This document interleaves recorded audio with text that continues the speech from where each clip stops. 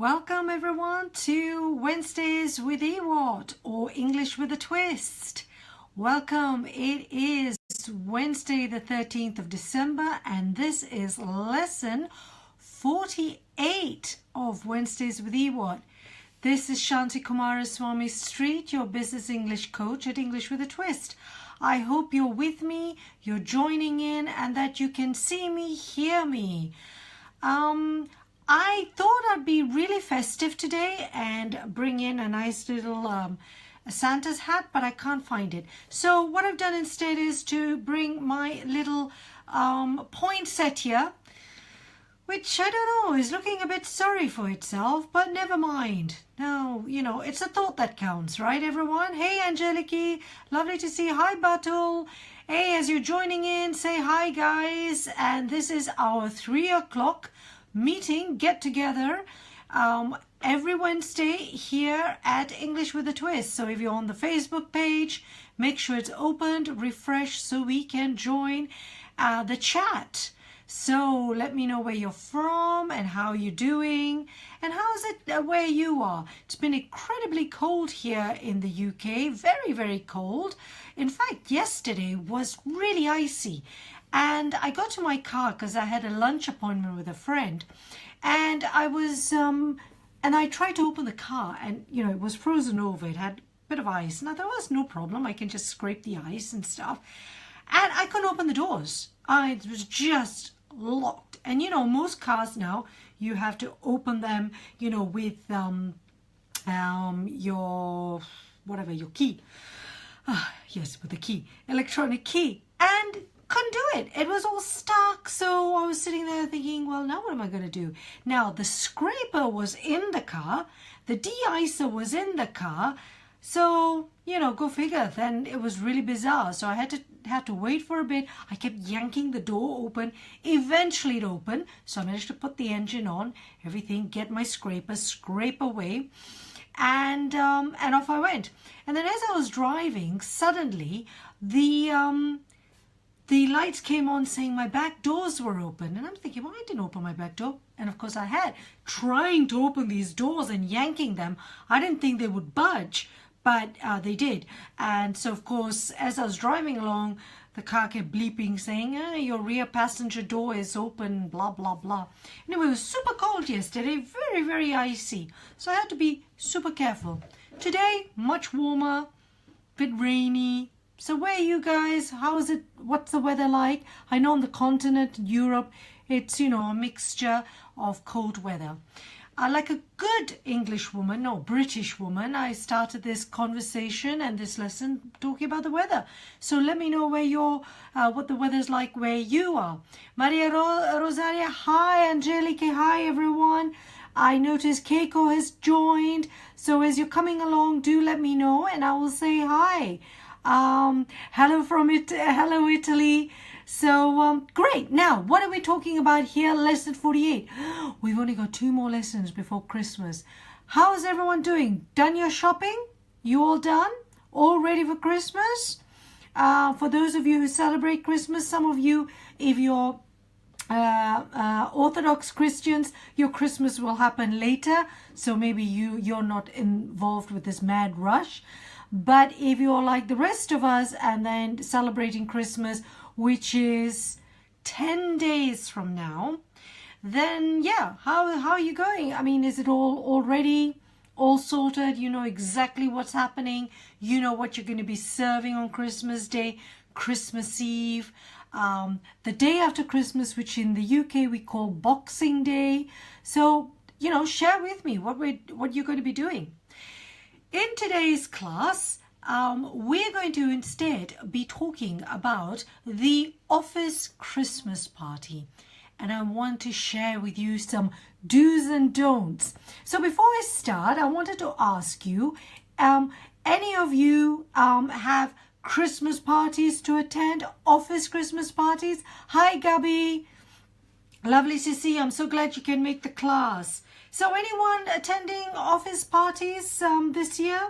Do you have to attend it as part of your job, or, you know, does your company organize Christmas parties? If you're a teacher, does your school organize that?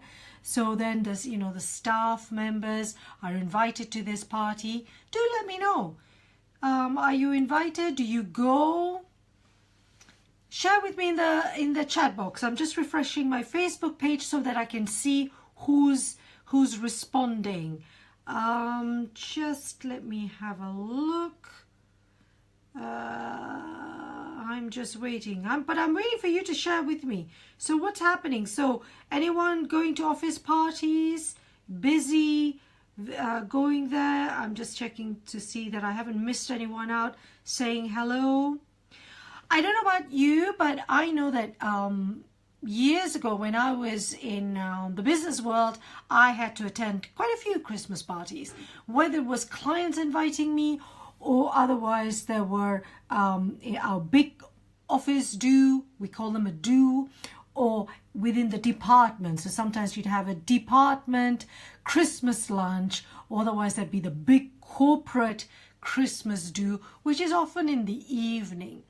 So in today's class, I thought it would be useful and fun. I thought today should be a fun class as we're approaching Christmas and people are either rushing to get everything done before the year end or they're winding down to in preparation for Christmas. So I don't know which part you fall into, which section you fall into. Now, don't forget, here at English with a Twist, we're all about making you more confident and comfortable in communicating in English when it comes to business. Okay, so English with a Twist. If you know colleagues and friends who you think would really benefit from these classes and from joining the EWAT community, then do share these classes with them on your Facebook account. And spread the word, because the more the merrier. We're all about sharing in this community. And before I start talking about the office Christmas party, I also want to say that as I'm winding down for Christmas, but there are lots of things I'm planning for the new year. And one of the things I wanted to tell you is that I will be relaunching my Small Talk to Go book ebook that I launched earlier this year. I'd written a book about small talk and how to make you more comfortable and confident in engaging in small talk in different business scenarios that you find yourself in. For those of you who've been following me a while, you will know of the Small Talk to Go. Some of you may have actually bought the book, for which I thank you. Now I'm going to be relaunching it, but I'm re-releasing it also as an audio version. So it'll be very exciting. We have the book, the workbook, and there'll also be an audio book so that you can hear the conversations that I put together, and you can hear the dialogue, and you can hear the intonation, the syllable stress, and how the words sound, and how we speak. And there'll be a mixture of native and non-native speakers in these conversations. So I can't wait for you to find out about this. The release date will be mid-January, but I'll be informing you more later on as we go along. But if you're part of the EWAT community, I will be sharing with you more on the emails and the weekly lessons that I send to you. So do watch this space and I'll let you know more about it as we go along. Yukal, I hope I pronounced your name. Hello from Spain, you're saying. I have a Christmas party with my lifelong friends. We meet every year at this time and have dinner together. That sounds lovely. Wonderful. So that's a dinner, is it? So it's in the evening. Now, if you're from Spain, what time does dinner start, Yunkel? Because knowing you Spaniards, you start very, very late.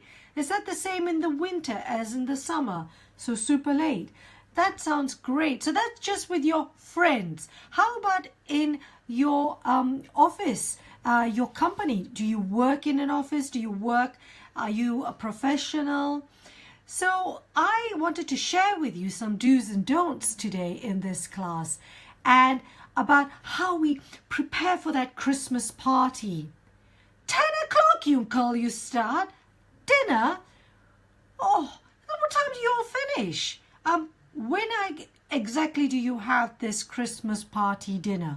Is it at the weekend on a Friday or is it midweek? Because if it's midweek, I want to know, how do you wake up the following day to go to work? This has always been a mystery for me about my Spanish clients. How do the Spaniards eat so late, go out so late, start everything so late, and still function the following day? Please tell me. I am intrigued. This is similar to also Southern Italians, because I have a number of clients who live in the south of Italy, and also they start late. And I am always, I'm confused. I really don't know, because there's no way I would be able to wake up to get to work on time if I've had a really late night. But I'm sure you will reveal the secrets. On a Sunday, we start at 8:30. Oh, it's still late. Sunday, you still got Monday morning, and Monday morning is the worst. But you start at 8:30 with an aperitif. Very nice. Lovely. I love that, Yunka. Lovely. What about others? Okay, let's talk about the Oxford. Why did I think of Oxford? Christmas party. The office Christmas party. Now, I remember, as I was saying to you, when I was in business, and I was in the investment world, so I worked for a number of large companies. And of course, the large companies would have this Christmas party, and it's either just the week before we all broke off for Christmas. So broke off means stop working for Christmas, or it would be the week before. But during the month of December, here in the UK, for example, Christmas parties start, right from the beginning of December onwards. And it could be Christmas lunch or Christmas evening, Christmas dinner. It all depends. And so, depending on what people are doing, and also the availability with restaurants, with bars. Often the parties are held at pubs, so maybe they will block a certain area in the pub and reserve it so that a small department can have their party. If it's a big company, obviously, then they will have organized the venue, and it's a big office due. Now, I'm going to share with you what we used to do. And I worked for a firm of stockbrokers and then investment managers, and we had this big do, and it was great because it was a free bar. And when I say free bar, it means that, of course, the company was paying for all the drinks. Now, in the UK, we like our drink, we like alcohol. So for any of you who don't drink or who don't approve of alcohol, please ignore this, because this is particular to the UK, and this is the corporate culture we have in the UK. So Christmas is a time when everyone relaxes and they go and have some drinks. And so in some companies, you'd have this free bar, which is particularly when I was working in stockbroking world, in the investment management world, where you have, the different tiers of management. You have the senior management, you've got middle management, and then you've got the lower level of management, or the office workers, the administrative staff. Now, clearly, there's going to be a big difference in salaries, in how, obviously the top investment managers, the top stockbrokers, the senior brokers earn a lot of money, whereas the person in admin would earn a lot less. So there's this big disparity in salaries and being able to afford a lot of drinks and things like that. So having a free bar where the company was paying is a great leveling plane. It means that everyone's equal. Nobody feels at a disadvantage to others. So, you could share a drink with the senior manager and not feel that, well, I can't offer him a drink because it's going to cost too much. And whereas he is being super generous, and, you just feel a little uncomfortable. So it's great because everyone is treated equally in this situation. And so it's a great way. Hi, Marianne. Hi, Abdel. Sorry, as I'm chatting, I will come in and say hello as we're going along. So, so we'd have this. Now, what would happen? Now, before the party. And here are some, I want to share, as I said to you, some do's and don'ts about how we should behave at Christmas parties and what is good to do and what is not good to do. Now, as I say, I'm using the UK as an example, and please share with me your experiences and how your cultures are different from ours. Okay, so for example, let's look at before the party. So you've got this Christmas party. So before the party, the first point is attend the party. You know, it sounds logical, right? So you send the invitation, or maybe you get the email and it says, you know, you're invited to the Christmas party. It'll be on this date, and don't decline it. Do try to go to the Christmas party, because the Christmas party is a way for your company to say thank you to its staff. So attending it also shows not that you appreciate it necessarily, but it is often quite good, because in terms of also for your career, particularly if you're working in a smaller company. A large company, unless you're seriously important in that company, they're not likely to notice if you're there or not. But in a small company, and if you say, no, I can't go, you know, just because you don't like Christmas parties or whatever, it might not look good. So do attend it. Don't decline the invitation. Now, just for all of you, there is a blog post I wrote about this, and I will share the link in the show notes later, so you can look at some of the language I've been using, and perhaps you can also share it or use it in your own circumstances. So first thing, attend the party. Secondly, and here I'm going to have to refer to some of my notes because, you know, I don't always remember everything. So go to the party, okay? Don't forget, you must go to the party. The next thing is to line your stomach. Oh, Yokal has just come up with, is there in the UK a dress code, or it depends on the company? That's a very interesting question you asked, Yokal, and yes, I will be referring to a dress code.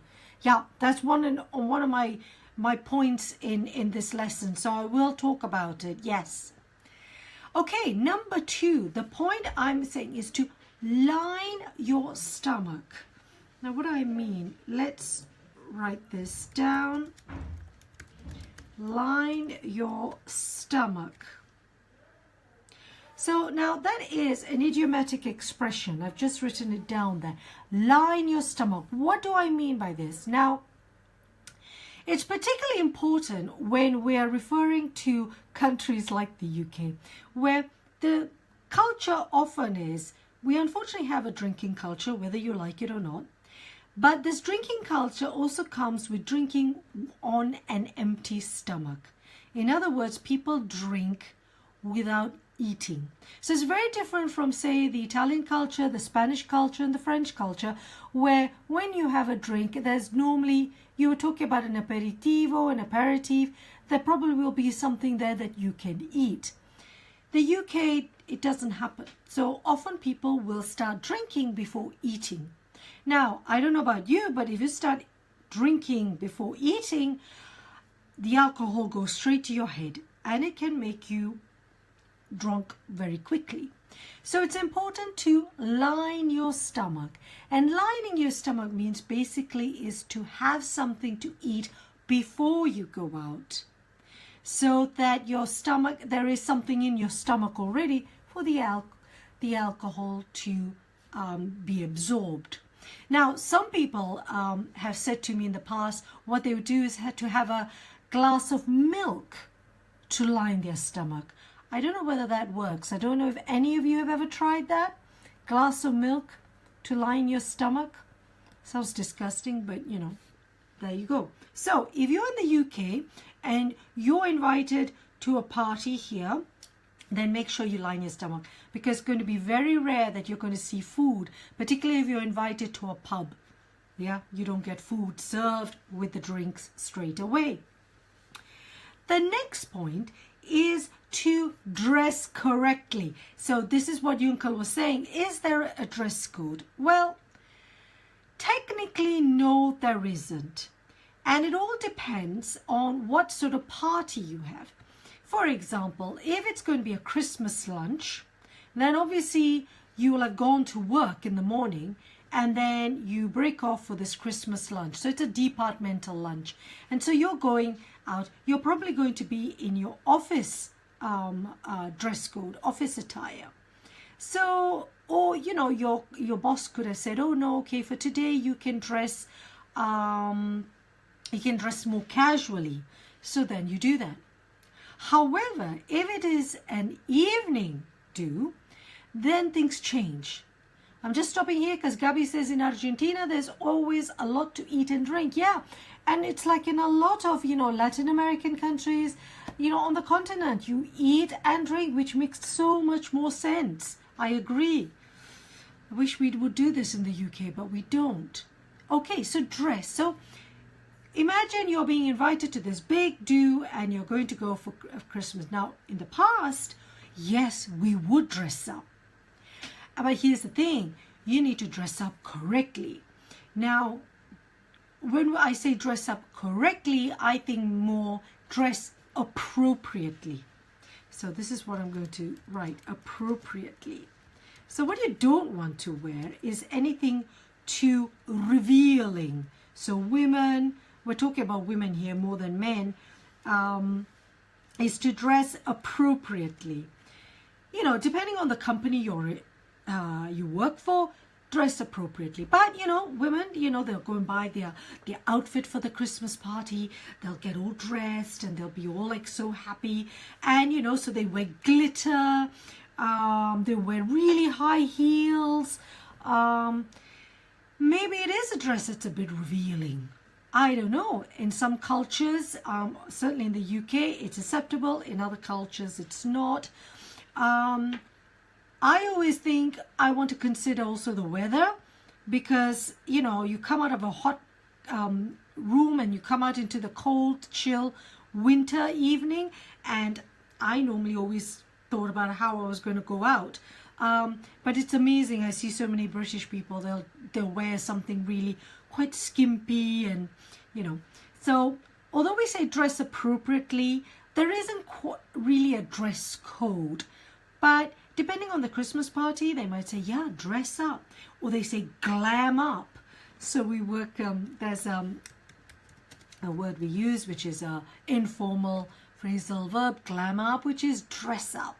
So, and I remember when I was in business and I was in stockbroking. So what would happen is, okay, so the party would start around about 7 o'clock. So it's early for the UK. No, we start early in the UK. So finish work's 5:36. So all the women would rush into the ladies in the office. So they would be getting ready. And, you know, there was this, I know, some women really go, they do a lot, right? So they're redoing their makeup. They're doing their hair. They've got all sorts of clothes to wear. They're dressing all up. And then they put hairspray. So the hairspray would be killing you because you could hardly breathe in the ladies, because it'd be really cramped. You know, you can imagine, right, in the ladies. And you don't have very many cubicles and changing. And what would the men do? Pathetic, really pathetic. All they'd go is change shirts, maybe a bit of deodorant if you're lucky, and they'd turn up for the party. They would never dress up. The women, we would spend hours, and then we'd wear these really high heels that after the end of the evening, after dancing, you could hardly walk. In fact, you'd be crawling home because you can't walk. But yeah, so, you know, we spend a lot of time dressing up, and it was great. But, so yes, so I suppose you can dress up, but you want to dress up correctly, because what you don't want is to draw the wrong kind of attention to yourself. But, you know, some people say, well, it's Christmas, who cares, we'll do whatever we want to do. So, up to you, really. So, now, that's before the party. So, please feel free to share with me. Please let me know, is this okay? Does this sound familiar? Is this the sort of parties you attend? Your office party? Now, during the party, okay, so now we've got to the party. And what should you do? Well, some people will go straight to the bar, order their drinks, or go straight to, you know, whatever the buffet is, or if they want to start eating. But the thing is, what you really ought to do is to start socializing with everyone. You want to mingle, you know, start looking around, you know, make small talk, engage in small talk, and, you know, have chit chat and, you know, introduce yourself, or, you know, don't go straight to the bar and be really antisocial. So do that, mingle, socialize with everyone. My other tip is avoid the mistletoe. Anyone know what mistletoe is? This is how we spell it. Oh, mistletoe. Do you know what mistletoe is? If you've heard Christmas songs, you will know about mistletoe. Mistletoe is a type of, it's like a type of plant that sort of grows on other trees. And it's tradition that if you have the mistletoe, that if you hold the mistletoe over the top, then you're supposed to give the person who's under the mistletoe with you a kiss. Yeah, okay. So we'll do that maybe in a family situation. Maybe we'll do it with people we know.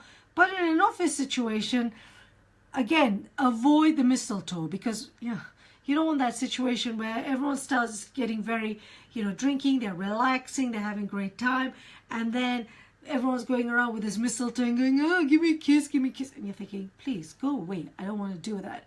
So you don't want to do that. So it's best if you avoid the mistletoe. Because what you don't want is the following day, everyone remembering you and thinking, oh yeah, him or her. Oh yeah, I see what she was like. And then you're completely seen in a different light the following day. So you don't really want to do that, because, you know, you want to avoid that, because unless you really fancy that guy in the accounts department, you don't want to start kissing everybody. Well, I don't know. I mean, unless you have colleagues that are particularly good looking. I've never had that, so I never felt inclined to do that. Up to you. Tell me, maybe you do. It would be interesting to know. The other point, similar to this avoid the mistletoe, is don't be too memorable at your Christmas party. Yeah, you know what I mean? When you get onto that dance floor and you start dancing Gangnam style, right? And you start dancing like a horse, or dancing like, you know, some silly idiot. And, you know, you think, oh my goodness. And, you know, because what you don't want is maybe your senior manager is going, right, who's that twit? Who's that guy? What's he doing? And whatever. Yeah, I mean, you don't want that, really. So Uncle is saying, fortunately, we haven't got mistletoe. Right, okay, so you don't have mistletoe in Spain, so you managed to avoid that situation. But there must be other situations, right? There must have been embarrassing moments when people try and do that maybe at a Christmas party. I don't know. Or are you all so very well behaved in Spain? Hi, Rakesh, nice to see you. Yeah, so don't be too memorable. Get onto that dance floor, or go up and, you know, start being silly or shouting or making a lot of noise or speaking very loudly. So we don't want to do that, do we? And more importantly, keep your opinions to yourself, right? Isn't there nothing worse than someone who starts relaxing? Maybe they started to have a few drinks and they're feeling very relaxed, and then they start telling you what they think about you as a person, or about the boss, and the boss is within earshot. In other words, what I mean is within earshot. What we mean when I say that is that he can hear you or she can hear you. Yeah, because you're talking really loudly. Maybe it's over the loud music. So within earshot, you start telling the person, you know, what you think of them, or maybe you've secretly really fancied them, and then now you get your courage, and then you start telling them what you think, and you think, oh no, don't do that at the Christmas party, because you've got to survive it. You've got to go back the following day, and people will all remember you and think, ah, do you remember that guy, how he did that, or she, what she did. So, you know, or maybe you have great ideas for the company, or, you know, maybe you work for a small company and you've been meaning to, you know, you've been trying to see your boss to discuss this really great idea you have. Well, don't use the Christmas party as the time to do that, because it might be that your boss is not really willing to listen to you at that moment. He wants to just have a nice time, or she wants to enjoy it. She doesn't want to hear you going, oh, you know, I have this great idea and I think that would be wonderful. And you're like, really? Go away. This is not the right time to discuss this. Or that, you know, maybe you want to discuss about a promotion, or you want to discuss about some other person that, you know, you think is not appropriate or the right person for a particular job. Keep your opinions to yourself. There is a time and a place for everything. As we say in English, there is a time and place for everything. So don't use the Christmas party to voice your opinions or your concerns or whatever you want to say, right? Keep it, you know, sort of neutral, and just have a good time. Don't do that. And don't go and tell your senior manager what you think about your immediate boss, because that's really the wrong time to do that. Because at the end of the day, I don't think you will have the year of the senior manager. It will be your immediate boss who will. So it's very, very tricky. I mean, I've seen situations like that. It's a nightmare. Have you ever experienced that?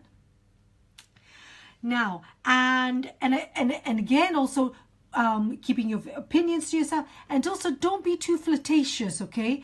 Don't, you know, start flirting with your boss or flirting with, I think maybe it's the boss is the ones that are most important, really, because it can be really embarrassing. Or if you're the boss, don't start flirting with your junior, because unless they have actually shown some interest, no.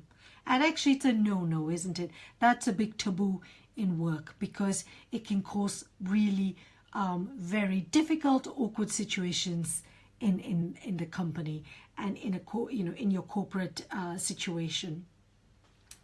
Okay, and then more importantly, in this world of social media, steer clear of social media, right? Don't start tweeting what you're thinking or what's happening, or start taking photos and sending it on Instagram about your company or whatever it is, because the next thing you know, you've gone and tweeted something that you shouldn't have tweeted, right? So steer clear, as we say, of social media, you know, because there's nothing worse than having had too much to drink and then sharing whatever you're thinking on Twitter or on Instagram or on Facebook. And that's just like, keep your phone away, put that away, don't do it, don't be tempted.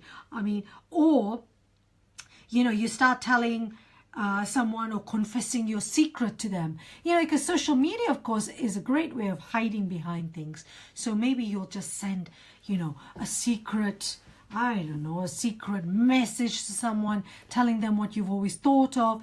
And or there's this expression, I've never tried it, thank goodness, of drunk dialing or drunk texting. Yeah, there's this thing now, it's called drunk texting.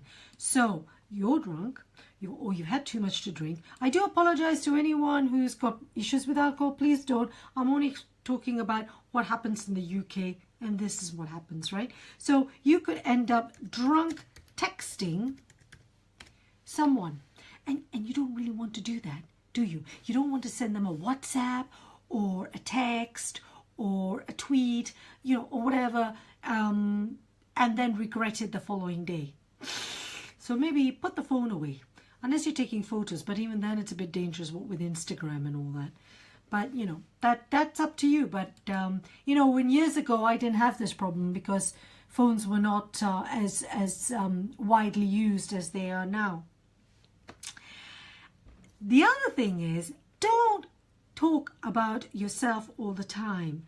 The Christmas party is not about me, me, me. So can you imagine? you've cornered that person, you're chatting with them, and you start just talking about yourself. And you're going on about what a fabulous year you've had, you know, how you hit your sales target, and how you landed that fantastic client, and how your boss is so happy with you, and blah blah blah blah blah. Or you know, you went on holiday and you had a great holiday, blah blah blah, and you're down to earn a fabulous bonus.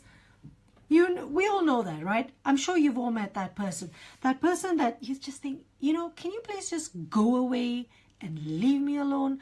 It's bad enough that I have to work with you. Now I actually have to socialize with you during my Christmas office party. Really, I don't want to see you. You know, there's that one where, you know, in the room and you're thinking, you know, when you're scanning a room and you think, okay, those are a few people I want to avoid. And then they start coming towards you and you're like, oh no, how am I going to escape this person? Because I really don't want to talk to them because they are such a bore at work. At least the one evening or the one afternoon you want to, you know, enjoy yourself, you really don't want them there. So yeah, so try and avoid talking about yourself all the time. When you're socializing with people, why don't you ask people questions about themselves? When we talk about engaging in small talk, engaging in conversation, the idea is to get the other person talking, not you talking at them. So, you know, always good to sort of say, encourage them to talk. Particularly, of course, if you are in a senior role and you're talking to someone in a junior role, make them feel comfortable.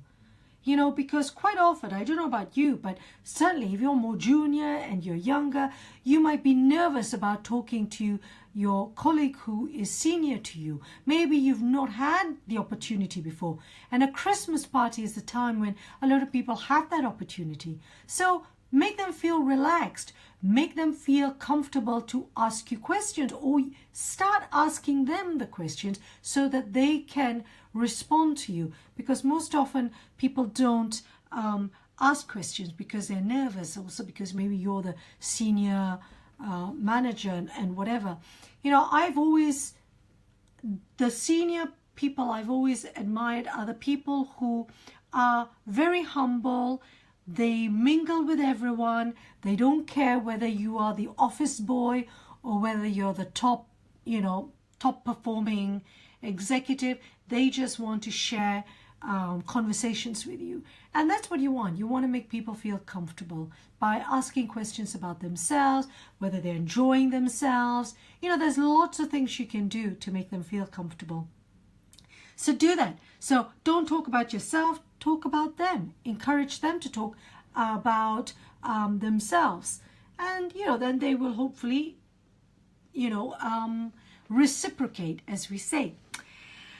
Then, as I say, another thing is, don't give people too much information about yourselves. There's always that person, you know, who just loves to share every single thing about their lives, about their family, about their holidays, their hobbies.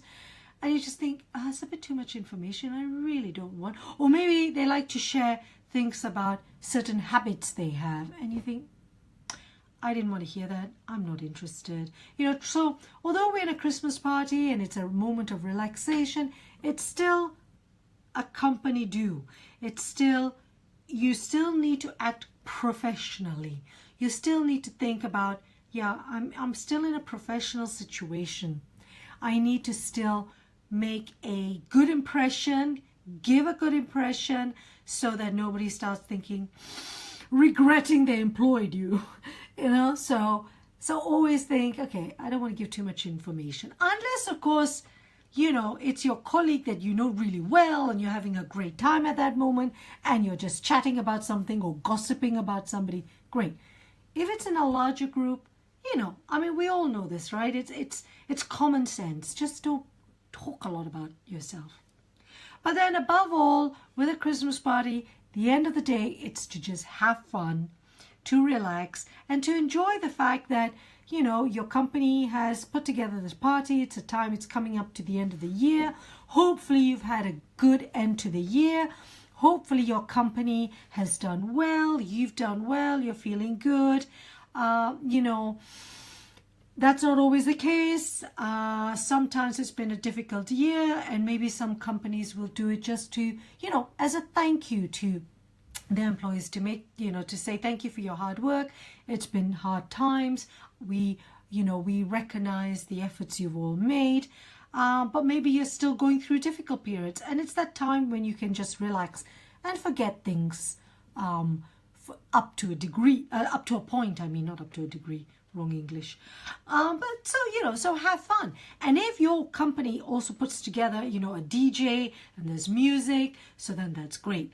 Then, you know, have fun and dance. Yeah, that's another point with dancing, right? I don't know about your cultures, and I don't know about the difference between men and women in your cultures. Now, in the UK, men are terrible at dancing. They won't dance. Unless they've had a few drinks, then they'll get onto that dance floor.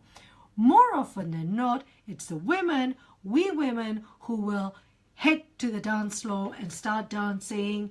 And, you know, if it's a great song or a great piece of music we like, and off we go. And you end up that it's all the women dancing on the dance floor.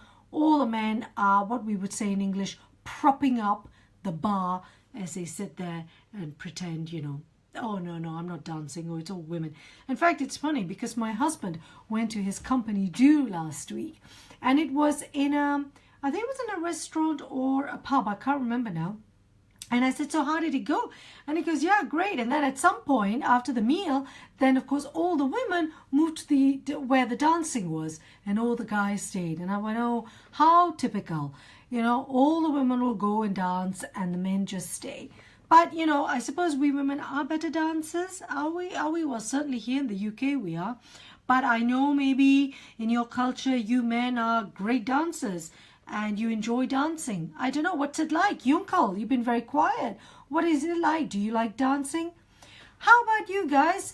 You've not been sharing with me. Maybe it's because I've not allowed you to. What's it like with you? What is your office Christmas parties like?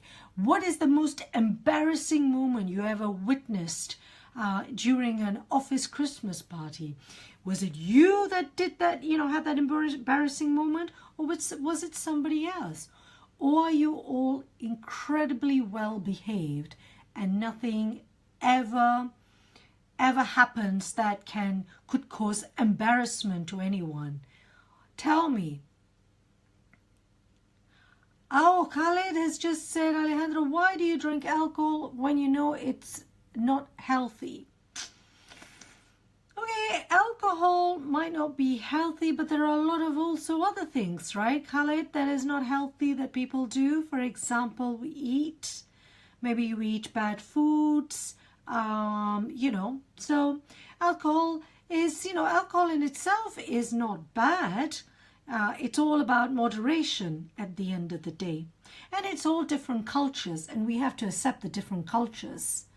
Yes, particularly I think the UK, Scotland, a lot of the North European countries, there is a culture of drinking alcohol. Yes, but drinking alcohol in moderation is a great way of enjoying yourself, and it's part of the culture. Just like, for example, in other cultures, we're eating a lot, eating together, eating a lot of fatty foods, sweet foods, which are still very unhealthy for you, for your body, but you still do it. So, you know, there's this whole thing about alcohol, which I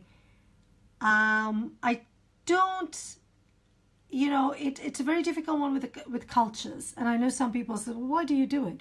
Yeah, why do we do it? But it's people's cultures. It's not, well, no, it is about culture. It is a lot about culture. There is, different cultures have, you know, where alcohol has a prominent part. But it's like smoking, Khaled. I don't know where you're from, Khaled. But for example, on the continent, people smoke a lot. Smoking is really bad. It's actually worse than alcohol, but people still smoke. Why do they when they know it's bad for them? There are many countries, Turkey, Greece, Italy, France, people smoke more than they smoke in the UK. We all know that smoking is bad for you, but people still do that. So, you know, it's a different thing. People, yeah, it's bad for us, but at Christmas, it's a time when we don't necessarily think about what is good for us, because we may be overindulged, we eat too much, we do much less exercise over the Christmas period because we're busy having a good time with family, eating. When you come together, we eat a lot, don't we? We eat far too much, and that's bad for you. That's bad for our health, but we still do it. But that smoking thing, it's always interesting because people always go on about alcohol, and I'm thinking, what about smoking? And there are many, many cultures where smoking is acceptable, and yet it is far worse on your health than alcohol is. So there you have it. But anyway, this conversation is not about alcohol, but you know, that's where it features. And yes, the problem, of course, with alcohol is that it is different, you know, because when you drink too much, of course, you relax and you change in terms of your behavior. So that's where, you know, you need to just be a bit careful about how you behave. But there are people also who don't drink, who are teetotalers, who will also misbehave during office Christmas party. Maybe because they, you know, they maybe talk too much, or they say something that they shouldn't. Who knows? Khalid, you said, I don't smoke and I live in a society. It's common to see more smokers. Well, no, I think, and so Khalid is saying that it's to see smokers, but it's not an excuse to say it's the culture. No, that's not an excuse. I'm not using it as an excuse. I'm using it as a reason. So there's no excuse. Of course, we can all change our cultures. But there are cultures where there is a smoking culture, where it's acceptable. We're all part of a community. We're all part of culture. If it's acceptable, you're not judged for smoking, or you're not judged for having a drink. Whereas in other cultures, it's more acceptable. So then, yes, there is a culture. So it is all about how we are accepted in our communities and what are acceptable behaviors. So yeah, it's still down, I think, to culture. But anyone else have any ideas on that and thoughts on that? But so there we are. So that's what this is today's lesson was all about, how to survive that office Christmas party. And I don't know whether you are going to have a Christmas party or whether you've already had one. How did it go? Did you enjoy it? Me, I'm not having a Christmas party because unfortunately I don't work for a company. I work for myself. So unless I'm going to have my own Christmas party on my own, which would seem a bit odd, I'm not having one. Having said that, tomorrow, just like Yunkel, my husband, his friends from many years ago, they all meet every year, once a year, for a Christmas get-together. And so we're all meeting tomorrow at a pub near us so we can walk, and it'll be fun, it'll be lovely, and we're all going to get together. And it'll be a great time to catch up on everyone's news, to catch up on what's been happening in the last year. And so it's a great time also to do that. But otherwise, no, it's not the office do. For me, it's totally different. So share with me what your office do is like, and whether you want to have one. And if you do, have real good fun, have great fun, enjoy it. And I'll see you for our last lesson for the year, which will be next week on the 20th of December, which will be lesson 49. So we didn't quite make lesson 50 for 2017, but never mind. We will start with lesson 50 in 2018. I hope you enjoyed this class. As I say, don't forget, lots of exciting things I'll be introducing to you when you will see that there will be, I will be talking about the new release of Small Talk to Go, that ebook that will help you engage in small talk in business to make you feel comfortable and engage effortlessly in small talk. And talking about small talk, we saw that could happen very much in a Christmas party. So in the meantime, I would love to wish you a wonderful week, and I'll look forward to seeing you next week, Wednesday, the 20th of December, for lesson 49, our last lesson of 2017. before we all take some time off for Christmas. Well, I'm certainly taking some time off. But in the meantime, I hope you enjoyed this lesson. Thank you so much for watching. Thank you so much for being here. And I look forward to seeing you next week, guys. This is me, Shanti Kumaraswamy Street from English with a Twist, saying ciao for now. Thanks for watching. Bye.